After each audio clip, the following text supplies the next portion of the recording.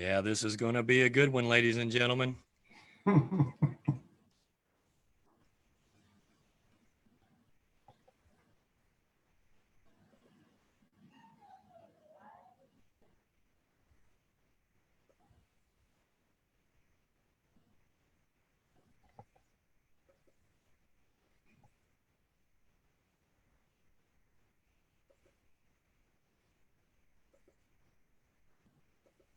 All right, ladies and gentlemen, we're here. It is Monday, May 4th, 2020. You know the drill. We're going to cue the music. After we cue the music, I've got my friend, legendary, iconic NBA coach, Jim Cleamons, in the house with us tonight. So we're going to have a good time. Let's have a little music.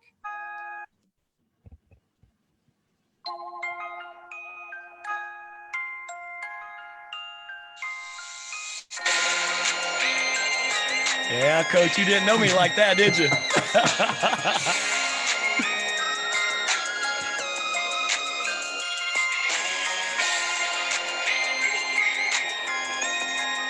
It's live TV, Coach. We're going to do it. All right.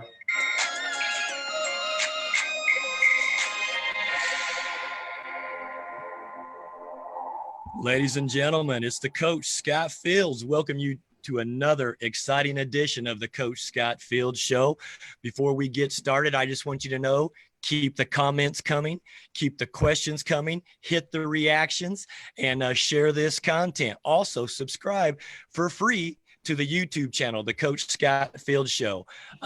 Ladies and gentlemen, I am honored, and it is a privilege to have such a champion on the show with us today. Coming to us from Columbus, Ohio, Coach Jim Cleamons. Coach, how are you and how are your family? We're doing fine. Thank you very much for asking.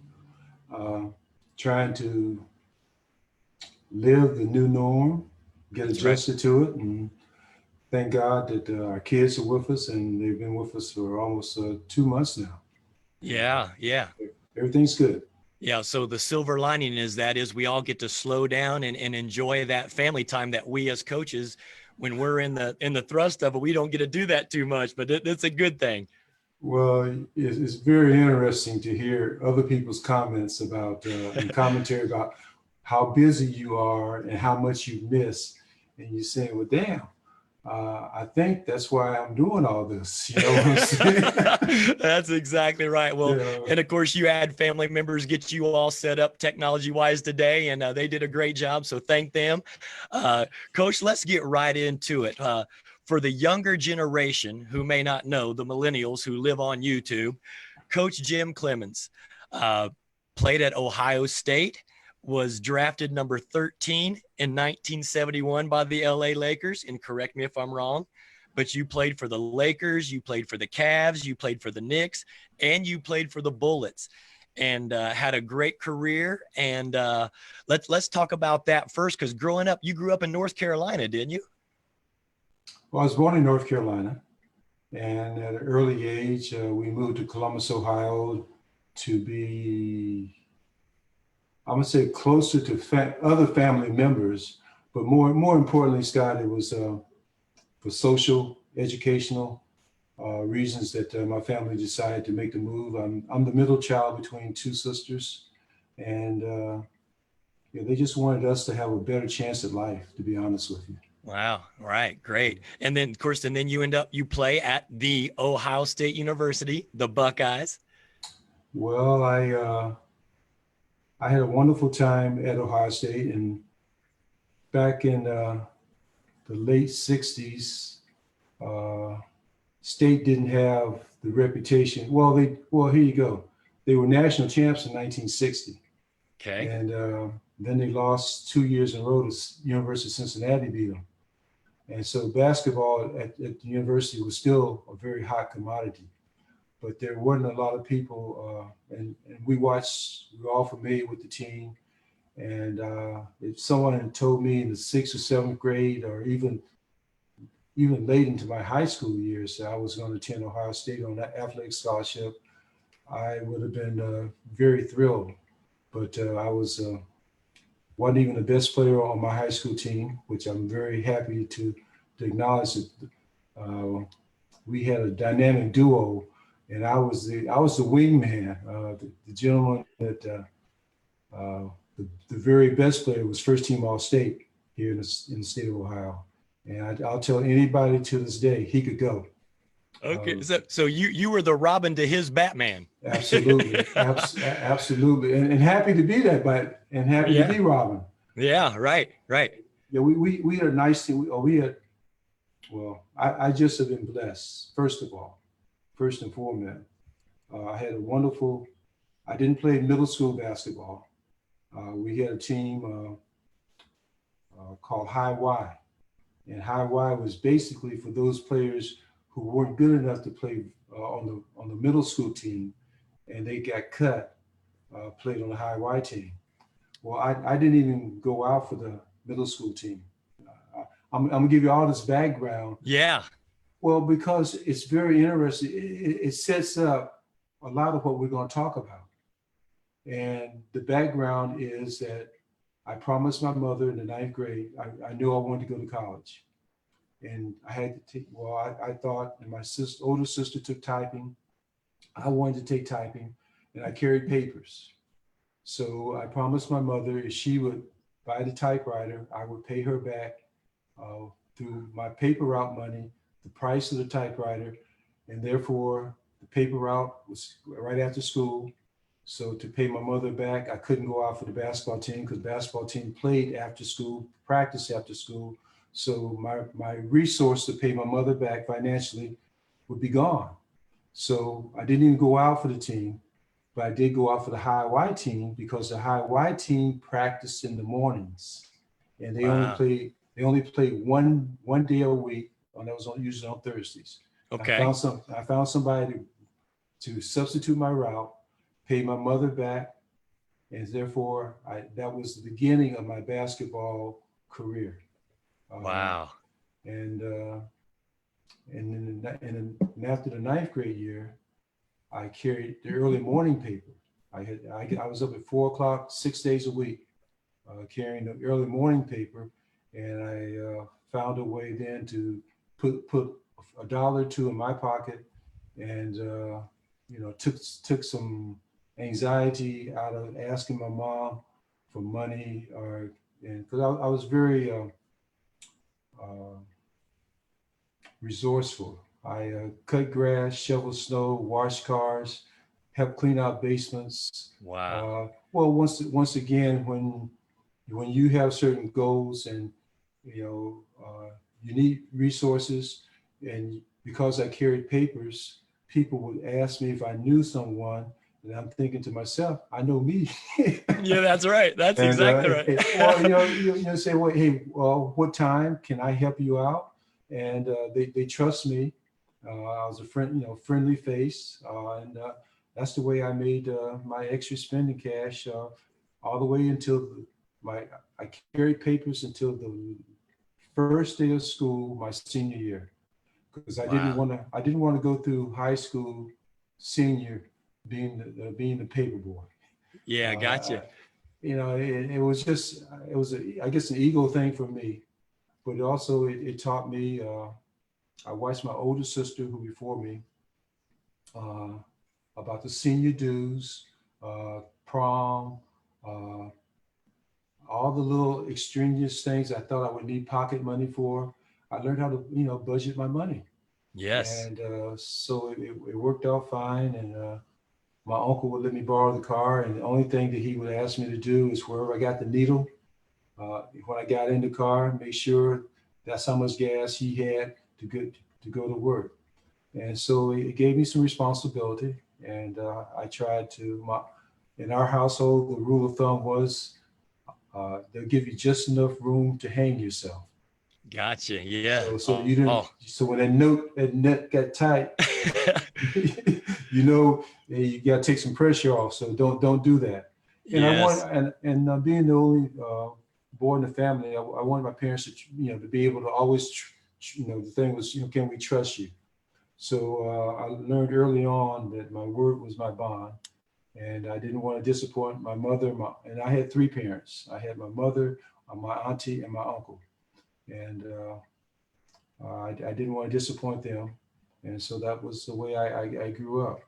See, Coach, I love hearing that, because what I hear is the discipline. I hear the hard work. There was zero entitlement. You didn't expect something. And when you worked hard for it, then you can take ownership in it and be proud of it. So that's the lessons that I'm hearing from this, because now with the younger generation, I believe there's so much entitlement where so many people want something for nothing. And it's too bad, because I grew up in the Midwest also. Now, I didn't have a paper route, but when the summertime came along, I was out in the middle of the cornfields detasseling corn and derogging the weeds from the rows of the corn. And man, I'd come back with blistered hands and have to play a baseball game that night. But that's what you did to try to get a little extra money. And then, of course, trying to mow the yards and do other little things too to try to get you a little extra pocket change. Because when you wanted to take your lady friend out, you didn't want to have to ask for that money. Well, that's touche, as they say. There you go. There you go. Well, it's just the way we grew up. And see, baseball was my best sport. See, my earliest remembrances that my parents were divorced when I was really young. I wasn't even 3 years old. And as our family tree goes, my older sister is 18 months older than I am, and I'm 17 months older than my baby sister. Wow. And my uncle, who was my surrogate father, would work, and he'd come home and he'd get the ball in the glove. And I was going to be, and I was left-handed pitcher, and he sit down in his catcher's squat, and he showed me his catcher's mitt. And my thing from my earliest remembrances was hit the mitt, hit the mitt, hit the mitt. And yes, that gave me the hand-eye coordination to continually throw the ball. And I learned at what point of release the ball. I was really a wild left-handed pitcher. I mean, and the better the batters I got older, the better the batter got, the wilder I got. Because I ain't like anybody that we could dig in. Yeah, okay. I want you loosey goosey, because I didn't want anyone to think that they could hit me. And so therefore, and I was really legitimately wild, because I couldn't control being left-handed. As the ball rolled off my fingers, and depending on how I gripped the ball, my ball would do some crazy things. And he said, and I remember very vividly one day, this guy told me, I struck him out, and he went back to the bench and said, he ain't got nothing but a curve. And the thing is, my uncle wouldn't let, I promised him, I didn't throw my first curveball until I was after 16 years old, because guys were throwing their wrist out trying to throw the curveball. Yeah. But the way I found out early on, if I gripped the ball going across the seams or going with the seams or even holding them tightly, that my ball would do different things. That's right. I loved that. Yes. I couldn't even tell you what my ball was going to do. I just knew the ball would move, and if he thought I had a curveball, so be it. I had a hell of a curveball. There you go. The only thing I do, I'm throwing hard as I could. I'm throwing the ball straight. And once I got to the 10th grade, I had a coach, and he worked on my form, and I became I wasn't sidearm, and because Sandy Koufax and Don Drysdale, I was an old Dodger fan. Yeah. So they were my pitching idols, and Sandy Koufax was he had that over the head come down, and when I let that ball just roll over, that ball would just do some crazy things. Yes, sir. And I took credit for it, but I didn't know what the hell I was doing. Oh, no, see that? I think that's great, because I was also a pitcher too in the little leagues and minor leagues, and doing the same thing. Sometimes I'd throw with the seams. Sometimes I'd come across the seams. Right. Now, I'm not a lefty. I was a righty, but yeah, it would do different things. And absolutely. My dad was my youth league coach, and he was always on me, just aim at the mitt. Don't pay attention to nothing else. Just aim at the mitt. So I hear you with that same laser-like focus. Oh, I love you. It reminds me of when hear you tell the stories. I feel like I'm watching a scene of Bull Durham. Hit the mascot. Oh, that's Absolutely. good stuff. I love it. Well, Coach, you're talking about your childhood, talking about your love for baseball. You know, you get into playing basketball at Ohio State. You go on to have an illustrious career, and then did you play two sports in college, or was it just basketball, or did you do basketball and baseball, or? No, gets into another story. Okay, love it, love it. Ohio State had very good baseball. Marty Carreau. In fact, the baseball was probably better known in Big Ten, and because they were continually playing for national. So my freshman year, I didn't do well academically, and I was over in the field house, and that's where the baseball team, we all got our equipment. And Coach Marty Carreau said, "Can I talk to you?" And he says that he kept saying, I keep getting these phone calls and asking me, why aren't you playing baseball as well? And so I said, well, Coach, you haven't seen my grades. Okay. And I said, well, basketball is paying my way. And my grades right now, I had to concentrate. But I said, he said, well, if you wanted, he didn't say change, but if things don't go any better, he offered me an opportunity to come out for the baseball team. And I don't know who he was talking to in the neighborhood. He didn't say, but for a team, once again, in the Big Ten that was always, up in the higher echelon, for him to take those phone calls and then come and I don't think he searched me out. I think it was just a happenstance meeting to invite me to, if it didn't work out in basketball, to have an opportunity to come play some baseball. I'll be honest with you, I was flattered. Wow. Yeah. That's cool. Great stories. We're hearing how Coach Jim Cleamons started his foundation, started that hard work to become who he became, which was a championship player, because you won a championship with the Knicks, I want to say in 72. Does that sound about right? With the Lakers in 72. Lakers, yeah, sorry. Lakers in 72. We beat the Lakers. There you go. Mm-hmm. So you win a championship as a player, and then you win multiple championships with both the Bulls and the Lakers, being an assistant with Phil Jackson. And Coach, I got to ask you this. Here we are. So many people are mesmerized on ESPN right now with The Last Dance. What feelings do you feel? Because you danced that dance with the Bulls franchise before it was dismantled.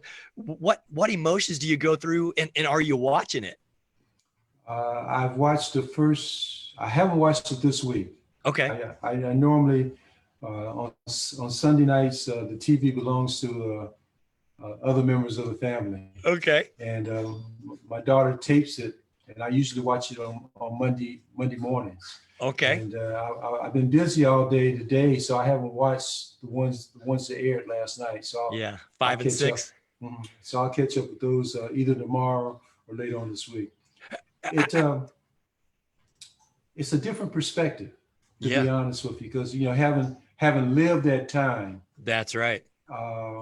And knowing how the team was assembled, and what we were trying to do with the personnel that was available to us, and how Phil wanted to grow the team. It was it's very interesting to see the effect it's having on the basketball market and fans through the eyes of this. But it's a different perspective for sure. Well, the thing that I was telling somebody the other day, it doesn't show the work behind the scenes. Right. See, once again, it's not like you walk over to the TV and you turn it on. It's the hours. What I had real fun with, because I was the youngest member of that coaching staff. And now, well, Tex is gone, Johnny Bach is gone. Yes, and, sir. I always told people I was a junior member of the, if we were a law firm, they were the senior members, and I was trying to, it was my comeuppance. Yeah, sure. When Phil offered me the job, I was head coach at Youngstown State University, and I took the interview because the interview was offered to me, Mm-hmm. and not knowing where it would lead. I had a good team, in my opinion, coming back to Youngstown State, and I know that they were coming to Youngstown because of what their vision and my vision. And I finally had some team members and personnel that I thought I was going to get a chance to. After 2 years, two very poor seasons, I finally had what I thought was going to be my breakout year. Yeah. And I get offered the job in Chicago. And I called one of my coaching buddies and told him my dilemma. And because I know why those young men chose to come to Youngstown State. Sure. And if I accepted the job, I felt like I was betraying them. Yeah. But yeah. I thought about it, and it's been one of the toughest decisions I've ever made in my athletic career. Was to leave these young men to take the job in Chicago. And but also, as looking back upon that decision, career-wise, it certainly was the best decision I could have made. And see, I'm glad you touched on that, because I don't think people realize the emotion and the hard work that goes into building a college program to get it to where you want. And like you say, you're recruiting these players in, you've gone into their homes, you've talked with them, you've met them, you sell them on the idea of what your vision is and how you're trying to build a program. And then to have to juggle between, oh my gosh, this is a great opportunity for me professionally, but yet I've got these guys coming here because we've brought them here. So I'm glad you touched on that, because it also shows too your character and your heart and what kind of person you are. Well, I think that when you start talking about life and you start talking about sports, the character of the person or persons that you are talking about it matters. It matters. Yes, it does. Where you start and where you end up. And I tell people oftentimes, talent gets you beat, character makes you winner. And so one of the things that I was very happy, when I broke into the college game, I was at Furman University in Greenville, South Carolina. And that year, the year I was down there, we played North Carolina, and they had a young, I won't say freshman, if I'm not mistaken, by the name of Michael Jordan.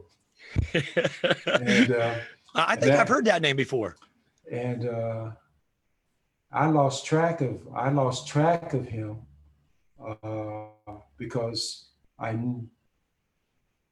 people were talking about how good a player he was going to be, and then all of a sudden I went to the college, and Michael's career went that way, and I got busy following high school players. And Michael, when I took the job in Chicago, I tell people the story. I did not know that Michael Jordan was Michael Jordan, because I'd only seen him play the one game. Furman and the Citadel had this weekend that they played North Carolina and North Carolina State, and we played North Carolina State, and then the following night we played North Carolina. We switched, and that was it. Yeah. I got busy in my life, and Michael obviously got busy in his. So that when I came back to the pros, I all of a sudden in Chicago, which was kind of the Bulls had a good team, but they couldn't get past. Well, in those days, Boston and Detroit.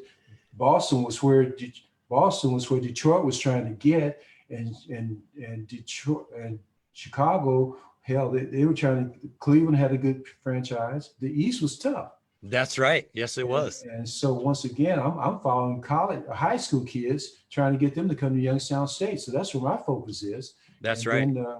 Then when I sat down and talked to the Bulls about the job, and then they actually offered me the job. Then my span and attention then went to what I needed to do to become a good professional coach. Because I'd never had coached pros until Phil offered me the actual job. Yeah. And then I told him I didn't want to just be looking at talent. I wanted to actually have a coach. I want coaching duties. Yeah. I want to be able those to responsibilities. Yeah. Well, because to me, that's the lifeline of any coach is how well you take the reins. And I can remember to this day, Johnny Bach and I went up to Providence, Rhode Island, my first scouting trip, and and Johnny showed me how he what he looked for, talked to me how he looked for, showed me how he divided his paper up in terms of possessions and how he kept track of the substitutions when they came in. I mean, all of a sudden, I said, this is beyond X's and O's. You know, it's the prep work. You know, we got to the game about an hour ahead of time. We sat down and chit-chatted. We watched the guys come out and do their pregame, and we talked about personnel. And so there's a science behind everything that you do. That's right. And that preparation of, once again, just getting ready to scout your game. And then, yes, sir. Then Johnny would talk to me about each possession. Like he'd have the game divided up into quarters, and then at the end of the quarter, he'd count the possessions. How many possessions were half court? How many were transition attempts? Who did what? And then so it was a whole science. Yeah. Because I just didn't want to be a scout. I wanted to be a coach. That's right. And so how does one affect the other? And so Johnny broke me in, and it was so neat. So there's just wonderful experience. There's those details coming in that we're talking about. The attention to detail, and you're picking it up, you're learning, you're getting your chops, and I mean, you had a front row seat, and you're on the hardwood daily with a Michael Jordan.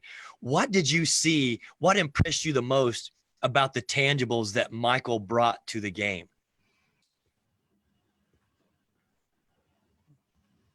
Michael's just a competitive person. Yeah. And I think that was his challenge, was how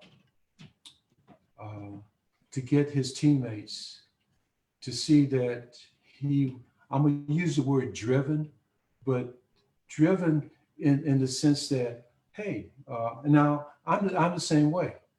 If my long story short, my mother played basketball, but my best sport until I'll say I was a better baseball player than I ever was a basketball player. Okay, and that's the truth, because baseball to me was an individual sport. Right. Yeah. Even though I was left-handed, I played every position except catcher. All right. In the days that I didn't pitch, I either played first base or I played, and I love center field. Willie Mays, and I was a kid growing up. Willie Mays was my hero. After Jackie Robinson retired, boom, and I was a center fielder, and that was it. But the point being, I never beat my mother playing basketball. Wow. Okay, but then again, I don't think it wasn't a game that she wasn't going to let me dominate. It's, once again, you earn your rite of passage, and I didn't have, and I didn't like the game of basketball because, see, I didn't physically grow until I was in the ninth grade. I was the smallest person in my family till the ninth grade. My sisters, who, like I say, are 17 months behind me and 18 months in front of me. My sisters, because girls grow faster than boys. Yeah. I didn't get my growth spurt till ninth grade. Ninth grade, I finally got to be about 5'7", 5'8", 5'9", and thank God I grew in spurts. I didn't grow all at once, so I kept what coordination I had. Yeah, the motor skills. It grew along with me. Yeah. But Michael was just a competitive person. He did not like to lose. And I tell people, if I'm playing tic-tac-toe with you, I'm not playing tic-tac-toe to lose. That's right. If we play checkers, I'm playing checkers to win. We playing cards, I'm playing cards to win. Michael's cut from I understood. Same Michael. cloth, the Right. same cloth. Yes, Right. sir. So once again, and then when you win, you get a chance to talk trash. Well, because once again, you're the winner. That's right. And if you don't win, you can't talk trash because you lost. Yeah. So once again, that's the right or passage, at least in my neighborhood. If you win, you get a chance to talk. If you can't, if you don't win, guess what? You got to sip it out. That's right. If you can't back it up, hey, that's all it is just talk. That's right. So that's the way I grew up, and I like to win. I like to compete. Now I realize sometimes because baseball, we were probably the worst baseball team in our league, because basketball and football were bigger sports in my neighborhood than baseball. So I didn't get a chance to talk a lot of trash on the baseball diamond. Other when I pitched, and I took that personally, and I became a better pitcher once I realized I have infielders. I gained faith in my infielders that I didn't have to try and strike everybody out. That my infielders could feel the base, could feel the ball. That the routine infield ground ball they were going to feel. They going to make the nice pig from short or third to across to the first baseman. Boom. So once I got feeling with them, I could trust them. And here you go, the word trust. Yeah, there. I see some parallels there. So this is what happened. And I once again, my first year, I didn't know Michael. So my first, in fact, I didn't know anybody on the Bulls team until I was already hired, and I hadn't seen them play before I was offered the job. The Bulls flew me from Youngstown out to Los Angeles. They were in the summer league. Oh yeah. And so we watched a couple of summer league games. Tex and Phil coached the game. And then after the game, we talked. They flew me out for a weekend. And before I came back on Sunday, they offered me the job, and then they told me to think about it and let them know. Well, I knew no one on the summer league team. I just knew that they had a game. I think they won one, lost one. Well, it didn't make any difference. I was just there to observe the talent, and I didn't know what position within the coaching staff I was going to fill. Gotcha. See, I didn't learn any of that until we went back for fall camp, and after I accepted the job, I told them I was going to take it. I moved to Chicago at the end of August, the 1st of September, in preparation of finding an apartment and getting settled. And then I met the staff in its entirety and found out what our duties were going to be. There you go. But it was deep, because Scotty was not the Scotty Pippen that ended up being one of the best 50 players in the history of the game. Yeah. Well, again, Robin to Batman, as you said earlier.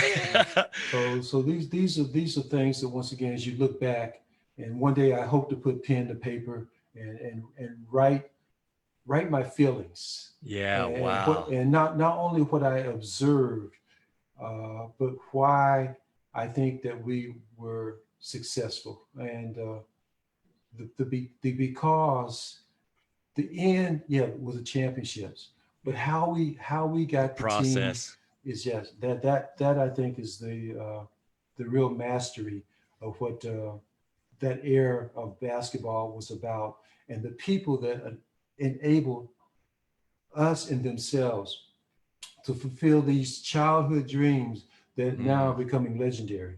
You bet. You bet. Ladies and gentlemen, we got Coach Jim Cleamons on here with us. I'm Scott Fields, the host of the Coach Scott Fields Show. Keep those reactions coming. Keep the questions coming. Keep the comments coming. Share this content. Very insightful. Coach Cleamons has taken us through a journey through his childhood, and then just now getting into with the Chicago Bulls and his observations of a young Michael Jordan, a young Scotty Pippen. Coach, with that process of building that team, because I heard parallels like between you and your competitive nature and MJ and his competitive nature, you playing basketball against your mom out in the yard. You had MJ who was playing against his brothers, getting beaten up constantly. So I see parallels there. So I know you had to have great rapport and understand and build that trust and that relationship with MJ to continue to work with him. But how was that dichotomy when you now all of a sudden you've got Dennis Rodman who comes in, you've got Scotty there. So what was that like with those egos? Because just like in episode 3 or 4, they talk about, Phil says, hey, yeah, Dennis, you can go ahead and take 48 hours. That was load management before it was ever called load management. But that trust, knowing what was going to happen, it manifested into championship. So what was that like to see that firsthand and all that going on behind the scenes, behind the curtain? Well, a lot of the actual conversations I didn't have privy to. Yeah. As my memory recalls, we were in a staff meeting, and there was comment that we had an opportunity to get Dennis on the team. And great defender, awesome rebounder. yeah, and Phil, conversation certainly won't be verbatim. Oh, for sure. But the fact is, Phil thought that there was something the way Dennis played, the way he played, that Phil just in his heart of hearts thought that there was a connection, and Dennis was not the person that the media saw, and wanted. I'm not going to use the word. He wasn't the person that the media projected to be. Yeah, right. He was deeper. It was more to Dennis than what he projected. You bet. I think that's a great way of putting it. Yep. And because of what Phil's sense or what he had learned regarding Dennis, and one of the things that I'm really probably most proud of is the way we treated our players. Mm-hmm. I mean, a lot of coaches treat their players as if I'm going to use the word servants, or they. But I think there was in our relationship. I think that's the key word there, relationship. Right. There was from day one, it was shared ownership. There you go. You could be the best coach in the world, but if you didn't have a working relationship with your players, and that wasn't reciprocated back and forth, you had dialogue. Yeah, I'm asking. Well, the first day, one of the things I took, and I even do and ask. I tell some of my other friends that go into coaching. I said on the first day of camp, once we met, we asked them permission to coach you. That's right. And he said, yes, if you're gonna give us permission to teach you, and and people ask me what I do, I tell them I'm a teacher. I'm not a coach. First of all, I teach the game of basketball. Love that. Yes, sir. I'm with you. And we ask them to give us permission. And if you do that, step forward. If you don't give us permission, then right, it's going to be more difficult, because there's resistance there, and we don't want resistance. We want an open canvas. We want to have the opportunity, and M's a good example. We used to do these wing denials one beginning of training camp. You do all these drills. That's right. And so on strong side, you deny the entry pass, and then we had a thing called point your pistols. One That's hand right. point to the ball, the other hand point to your man. And so at some point in time, you lose sight of one or the other. And so when you lose sight of the man, you have to find the ball. So you have to open up. And now you see the ball, then you come back to where the man is. That's right. Michael had learned in North Carolina not to do that. Michael would just turn his head and look the other way. And he said that's the way Coach Smith taught him. And so guess what?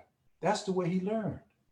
So we didn't worry about aesthetically how it looked, or he wasn't doing it the way we wanted the drill to do it the way you can do it. Yeah. Yeah. So yeah. So there was always some There's that trust again. Yeah. Right. How do you get the job done? My mama used to say, and my auntie, there are more ways to skin a cat than taking the fur of his head. There you go. So, yeah. So who cares? It's the results that we're interested in. Yeah. So if you have the better mousetrap in this drill, or this is the way you're more comfortable with, hey, do it. So we're interested in results, and I think the guys realize that that's the way.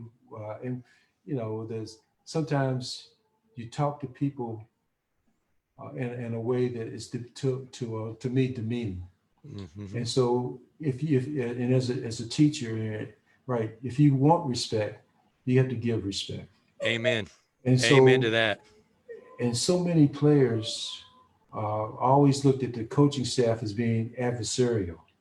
And then you talk about coming together. Well, it's like I remember when I was a kid, my mom will always beat me for the old and the new. There you go. I said, well, pick one. Yeah. Don't beat me for both of them. Oh, wow. So she would whip me for the things I did. And she also would whip me for things I'm going to do in the future. I said, well, Mama, pick one. Yeah. But wow. So always, keep the lines of communication open. That's right. And when you make a mistake, correct that mistake. And there's a right way and a wrong way to correct the mistake. That's right. Again, you don't have to make it demeaning. Just have dialogue, share your knowledge. They've already taken ownership. They said you could coach them. So I love that point, Coach. Yeah. So those are the things that teaching and things that I learned through basketball. And once again, these are just life skills. That's right. They're not basketball skills. They're life skills. Amen. Amen. Well, I think back to, because you and I used to sit at the NBA Summer League, and we would sit there on the baseline and talk and share knowledge and stories. And sometimes they're along the sideline. And I used to just always love sitting there, sharing your knowledge and expertise, because it was fun to just talk basketball. And, then of course, you win the championships, the last dance is over. You also go to LA. What was your first impression of Kobe? Not to compare Kobe and MJ, because I'm not going, that's not fair. But what did you see from Kobe when you absorbed him and his talents and the things that he brought to the table right away? Because again, another competitive person. Well, I think Kobe is or was as competitive as Michael. Yes. Kobe wanted to be the best. I think that was his goal. So at the end of your career, where do you want to be ranked? I think that was important. I think that was important to Kobe. And Kobe wanted, he had lofty goals set for himself. And in a game that, there's statues of people outside of arenas that are there. And there's a reason those statues are there. They honor the people that they think make the biggest contribution. And I think Kobe wanted to leave a mark, and he wanted to prove that. And once again, Kobe went from high school to the pros. Yeah. He skipped that those 4 years, 3 years, or whatever that. I think all players should get.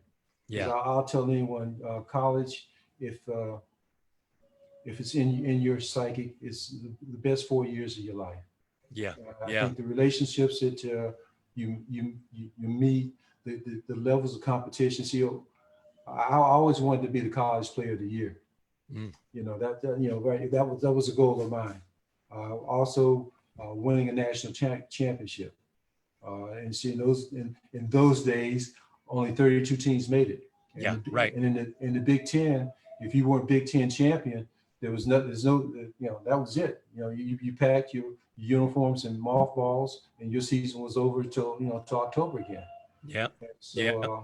so that's where that was go. But Kobe wanted to retire, I think, at the top of the heap. And if it wasn't at the top of the heap, it's not like it wasn't important, because knowing him, he didn't take days off either. Right. He showed up. He was there. He was accountable because he wanted to be the best. Yeah. And the thing that I can always remember too about Kobe and hearing stories, he would seek advice from whoever he could draw from to get to that goal, to being the best, whether it was coaches, whether it was other players, whether it was Michael himself. I mean, you got to love a guy with that kind of ambition and tenacity. Well, that Mamba mentality. You see that book over my shoulder, and it's just a reminder every day of how he did it, and he put in the work, Coach. He put in the work. Yes, he did. So God rest his soul, because he was going to do great things after basketball, and it's too bad that he was tragically taken from us. But boy, I tell you what, some great life lessons can be learned from both of those men that you were blessed and fortunate and able to coach and work with. To work with. Yeah, there you go. There you go. I'm not sure how much I taught them, but once again, that's one of the great things about Michael. People say, Michael. I said, Michael allowed us to teach him. I don't think we told Michael 10% of what he didn't know. But he never once came over and gave you one of these, what are you telling me this for? Don't you think I know that? It was like, hey, it's always like another adventure. And when your best player accepts those types of challenges, gives you that type of leadership, hey, man, this is important. Let's get this right. Those are things that, as a teacher, you really appreciate, because that sets the tone, it sets the tempo. Yep, helps set the culture. There you go. You betcha. And matter of fact, I was fortunate, Coach, that Keith Smart allowed me to come out with the Golden State Warriors when Steph Curry was just a rookie. And I saw those same tangibles where he was very selfless. He was very humble. He allowed you to coach him. And again, not that I was able to share much with him, but yet he still asked, and he sought that advice and wisdom and expertise from wherever he could get it. And again, now you've seen someone who's transforming the game with his work ethic, even though a lot of people said he's too small, he's not a true point, you can't play the two. And yet, the game is transformed because of his work ethic as well. Coach, tell us about, with the franchises, and again, performance reflects leadership. And again, you had great leadership with the Bulls. You had great leadership with your Lakers. What was it like being out there on the West Coast, working with those Lakers and building that Laker team, and also helping Coach Phil Jackson, get that franchise to the next level? Was it very similar to how you built the same process in Chicago? No, not at all. Okay. Love it. Okay. Coming to LA in 99, 2000 was, it was deep. Thank God for Ron Harper. Yeah. Oh, veteran. Yeah. Derek Fisher was like a sponge, not knowing how good Fish would ultimately be.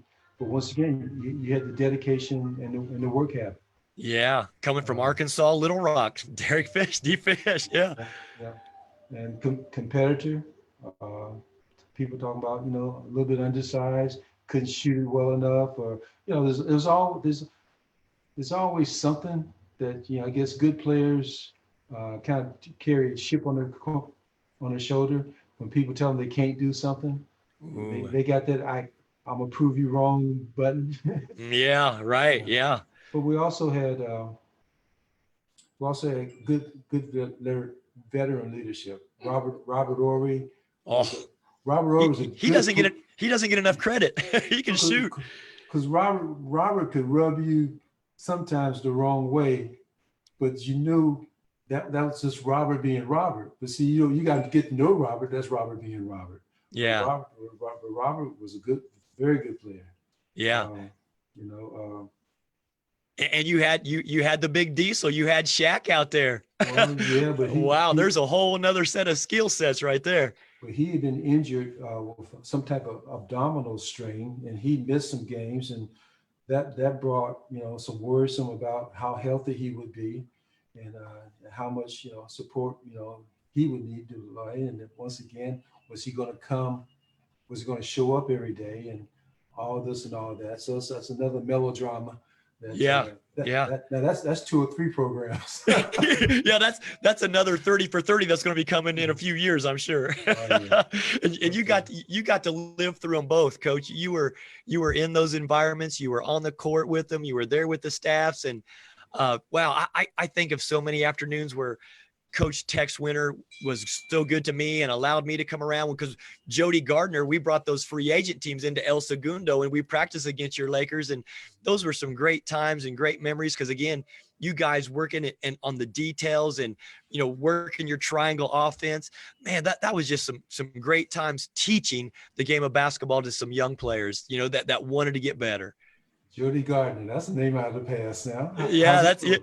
I haven't heard from him in a while, but I was just lucky that he contacted me because we were having success overseas, and he allowed me to coach that free agent group, and we had a lot of fun. And man, it was yourself and Kurt Rambis and Tex Winter and Bill Burtka.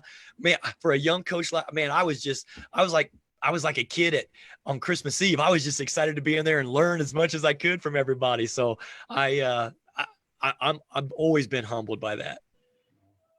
There's a lot of basketball knowledge when you go to see Burtka. My rookie year, Burka's from Ohio, yeah, up around Akron, and so my rookie year, coach was in those days was only basically one scout out there doing all the advanced work and also looking at college personnel. Yeah. So those were the days. So we always had something in common. Somebody told me last week that he's still working. Wow. I thought he retired by now, but they said he's still with the organization. So God bless him. Well, I was thrilled to see that the NBA Coaches Association last year in Vegas gave Bill Burtka the Tex Winter Award for the assistant coach.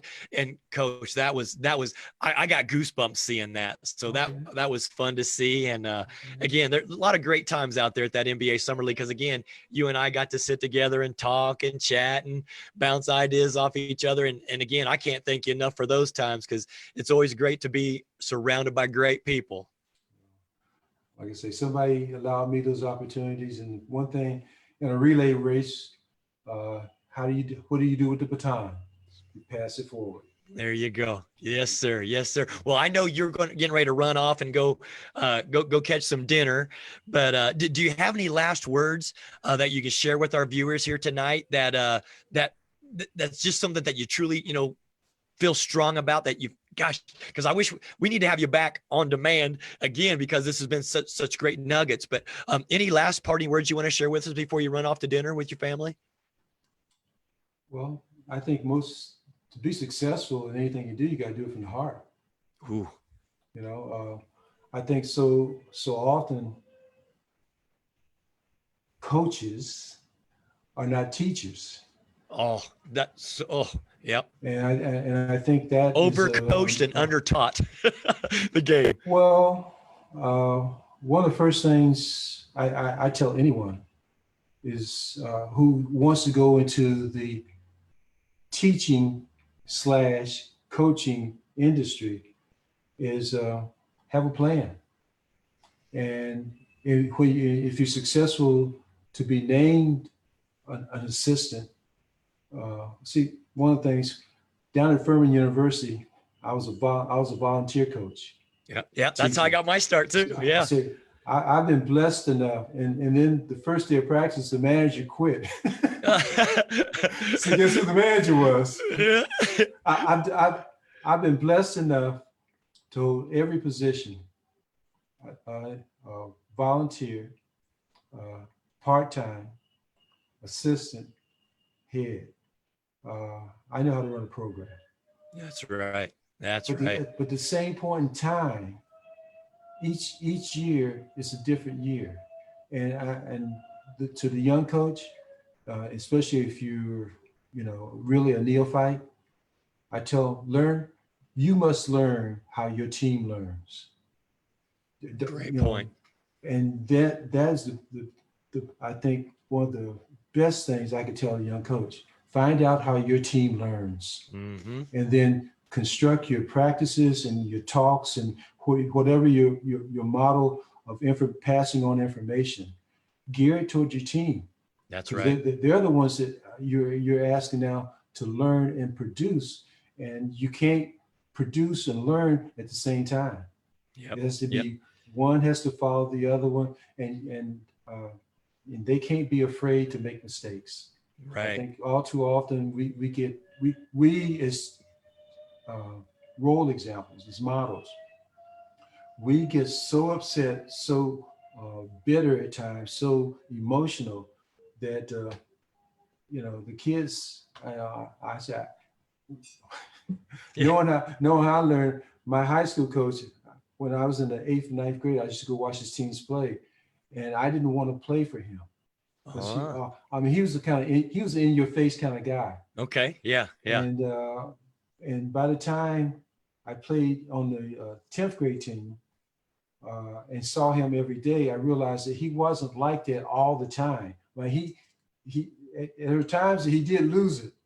But I'm gonna use the word fearful of playing for him, because he would become this raging, almost maniac, in your face, boom, boom, boom, boom. I'm saying Sure. I don't want to play for a coach like that. Yeah. Yeah. But once again, you play like you practice, and you practice like you play. Yep. And so in practice, your practices are far more important Yo, than you the better game. believe it. I know coaches are hired to be fired, and our successes keeps us employed. Mm-hmm. But if you don't teach them the correct way in practice, they will not execute come game time. That's So right. you gotta who are you as a teacher? Who are you?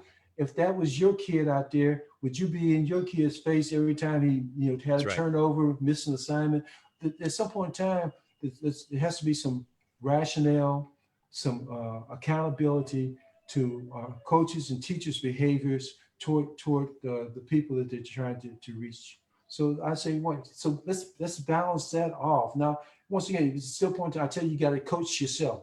You have to coach your temperament. Yep.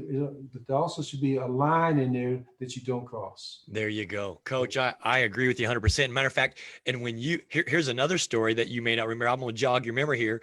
You were the head coach of the Dallas Mavericks, and I was blessed to work with a guy that you had in the Mavericks camp, Ace Custis, who came over and played for me in Lebanon, and he sang your praises constantly for giving him that opportunity coming off of that ACL that he had. And Ace Custis preaches Coach Jim Cleamons, because how you treated him as an individual and as a person, and that connection and relationship and trust that you had within each other. And he's always been thankful for that. Okay, well, tell Ace that's a while ago. That's been a minute. You're right. Yes, You're yes. right. Okay. But Well, Coach, thank you. yeah, sir. Listen, I honored and blessed to have had you for this time. I thank you for your selflessness. I thank you for sharing your knowledge and wisdom and expertise. Any franchise would be lucky to have you on that bench to share that knowledge for coaches, for younger coaches for development, and then also for those players to teach them the right way. Thank you very much. Yes, sir. Coach, God bless you. Stay safe, stay healthy, and let's get you back on the show again sometime soon. All right, be my pleasure. You betcha. Ladies and gentlemen, this is the Coach Scott Fields with another edition of the Coach Scott Fields Show. We are honored to have had Coach Jim Cleamons share his journey and his insights with you here tonight. Coach, I can't thank you enough. Be blessed. Have a great dinner, and let's break bread together soon as this COVID-19 calms down, my friend. All right. Peace to you. You bet. Peace, brother. All right. Ladies and gentlemen, thank you again for watching another edition of the Coach Scott Fields Show. Like, react, send comments, ask questions. We're going to get back to those. But again, I can't thank Coach Jim Cleamons enough for sharing this time with us tonight. Be blessed, Coach. Thank you. Thank you.